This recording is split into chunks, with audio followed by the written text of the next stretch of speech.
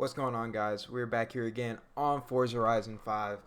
And today we're going to be drifting all the S chassis, at least that I know you can buy. And I'm also going to throw in a 350Z just for today's video, because this is all the Nissans I have. And yeah, I tune them all to drift, which is weird, I guess. But we're going to start out with the 1998 S chassis. So this thing, I put in the 3.0 Racing Turbo Inline 6 motor. This is the motor that a lot of people have been freaking out about in the game because it's making 1200 horsepower. Yeah, 1270 horsepower. And I'm going to be pretty much doing like a base tune on all of these. So this is going to be just kind of rating everything for how a newbie would get on here and try to drift. But this one, I've got, all of them are going to have the 6-speed transmission. If you guys don't know, well, in my personal opinion, is the best transmission to go drift with. But so far, this 240, it handles really well. This one, I have been able to whip out a little bit further than the other ones, I feel like. I don't know if it's just because of how much power I'm getting with the motor or what. It's actually a pretty good car to drift. I won't say it's unique. It feels like the past ones kinda, but honestly, if you are a beginner and you've got the 1200 horsepower motor in this thing, you're like me, you're going to be drifting in 6th gear. It's going to be a good drift car. Just the thing is, you're going to have to work a throttle a lot. You're going to be mostly at the 60 mile per hour, 30 to 60 mile an hour range while drifting, which kind of sucks for having a 1200 horsepower motor. But I mean, most of us can look past that for just starting out drifting. So, I mean, if you want to put the money into the car, I suggest it. If you don't, then I got a feeling there is going to be a bunch of other options for you. Speaking of better options, we have this 240 you can buy. The one that's not the cookie or however the heck you want to say it. But I built this thing kind of for lighter drifting. It's got the 1.6 turbo inline 4 in it, which I think is a Honda motor. I'm not sure. I want to say it's a Miata motor just because it's a 1.6 inline 6, but I don't know with this game. I'll double check and maybe throw it in this. But this car, you're getting about the same performance with the same amount of horsepower, or with a different amount of horsepower. Instead of going from that 60 to 70 range in drifting, you're going to be in the 50 to 60 range, which honestly is not bad for an inline 4 turbo. And I mean, this is also cheaper, half the horsepower. Not even half the horsepower. It's a little below half the horsepower. You do get a little more customization with this car. Obviously, since Forza cut out a lot of its body kits, that kind of sucks. But this one, you still got a lot of front bumpers, skirts, rear bumpers, and wings. We'll give y'all a heads up, they are stuck in the early 2000s. But other than that, this is definitely a better buy over the 240s. Or if you want to call this the like S14 chassis, this one is definitely the better one. And now, going to the next one, we're going to take it back a few years. We have here our 240 or 180 SX, depending on what you really want to call it.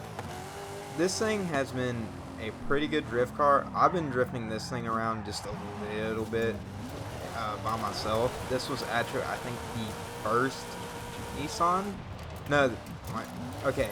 First S chassis I bought, and I know I'm drifting this thing off road, but this thing has got some good body kit stuff on it.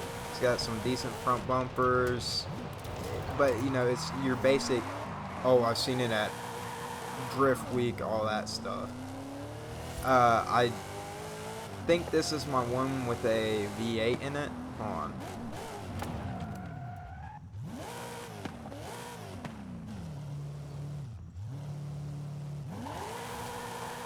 I want to say this is my one with the V8 in it.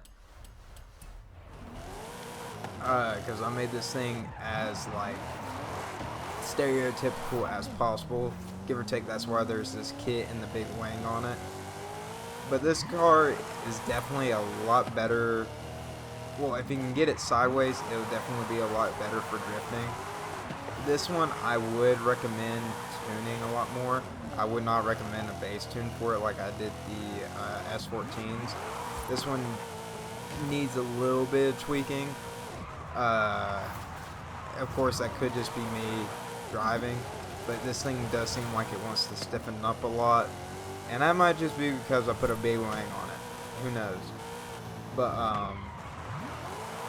I would, if you're more of a skilled tuner, drifter, I recommend this one. I do want to throw this in here real quick. I did put LS in this one. And it is naturally aspirated. Obviously, if you get a supercharger or something, you're going to get a little more out of it. Now we're in the oldest S chassis you can get in. Obviously, it's the S13. You can never go wrong with this car. It is honestly a pretty good car. I've kept the stock motor in it. I don't know if it's SR or KA in this game. But honestly, this car's got some pretty decent customization. Wings could definitely... There could definitely be more of them Forza, but I just kept the stock one because I like the looks of it the best. But this thing handles amazingly with the stock motor. Just upgrade the turbo, get the drift stuff on here, and you'll be set with 500 something horsepower. It is honestly a pretty good drift car. And that is one thing I really loved about this game compared to the other ones. So since Forza Horizon 4 came out, you were needing horsepower and torque to drift in that game. If you wanted to drift really good, you had to have something crazy, like on the Formula D cars, especially the Viper or something like that. But in this game, it's more realistic, like 500 horsepower, you can easily do about anything you want. And that's what I love about this car, because we're making 500 wheel horsepower, and I can sit here and just sling this sucker in the corners, and it does amazing. And this is a base tune too. I think I might have drug out the final gear just a little bit just to get that top speed in, because I was doing some other things with this car earlier. But this thing handles amazingly. Now we're in my favorite one out of the whole bunch. I think everyone can agree with me that this is pretty much the favorite one out of all of them. And it is the S15. Everybody loves this car. It's going to be as expensive as a R34 as soon as it comes over to the States. But this thing is built exactly like an R34. We got an RB26 DET under the hood, and this thing just, other than that mess up I had at the beginning, drives amazingly. And I really can't complain about this car. As many of you guys know, I've always drifted the S15 quite a bit. I've been drifting it since Forza Horizon 3, but I went back and played Forza Horizon 2 and built the one that you see right now with the wheels and everything. Except the one I built was more purple. For some reason, this game does not like to import purple over, so it makes it black. But we have, alright. But so far, I can't complain about this car. This is more of a base tune than what I'm used to. I usually do highly modify it because it's an RB and all that. So usually I would put a little bit more love into this car. But honestly, the way I've been drifting it and stuff, I haven't really had to tune it much. Honestly, because this thing goes from drift car to cruising machine in a heartbeat. I really, out of all the ones I do like, if you're looking for something that you can go on a cruise with and then go drift wherever you want, I highly recommend the S15 with the RB26 and just the drift stuff on it. You'll probably actually have a better cruising car if you keep the motor stock. But obviously, I don't want it a little extra. So I did boost or bump up the boost and everything. But if I had to pick one out of the whole group, I would definitely say the KA or SR or whatever. I don't know which motor it is. I want to say it's an SR. S13, the 1992. I definitely recommend that one if you're just starting out, because that is more of a bass tune I was driving on other than the final drive. That one just adjusts the final drive basically. This person shut up. Okay, thank you for the... Sounds like a wild goose chase to me. Are you done now? Thank you.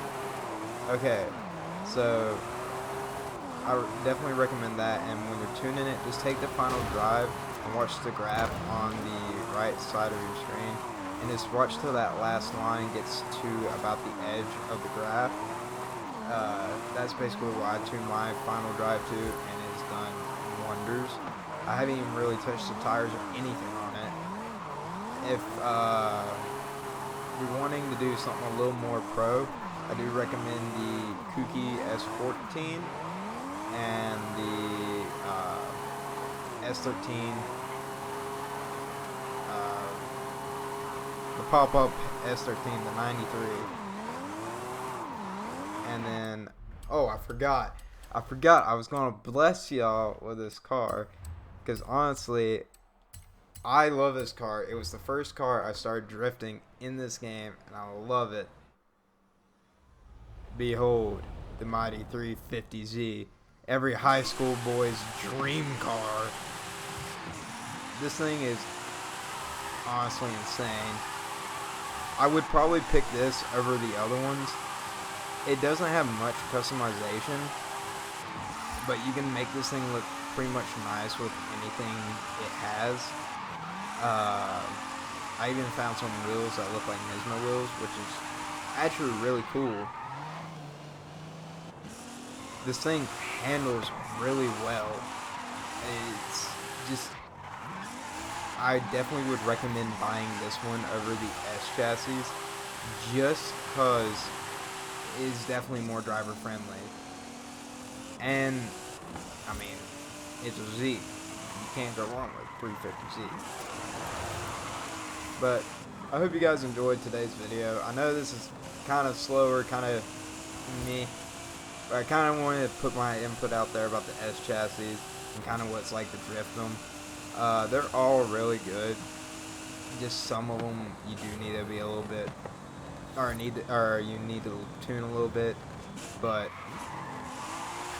that's all I gotta say. Hope you guys have a good day.